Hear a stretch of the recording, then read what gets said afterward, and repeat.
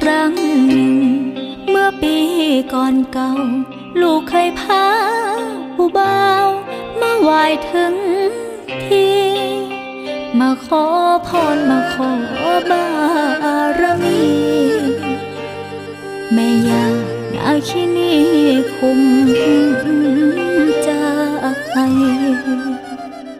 เราคงอธิษฐานไม่ตรงกัน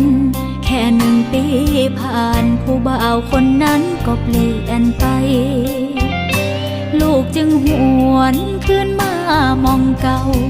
มาเพื่อถอนคำเว้าที่เคยขอปูไว้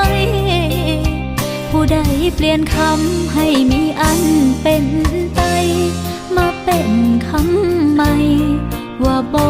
เป็นอย่าง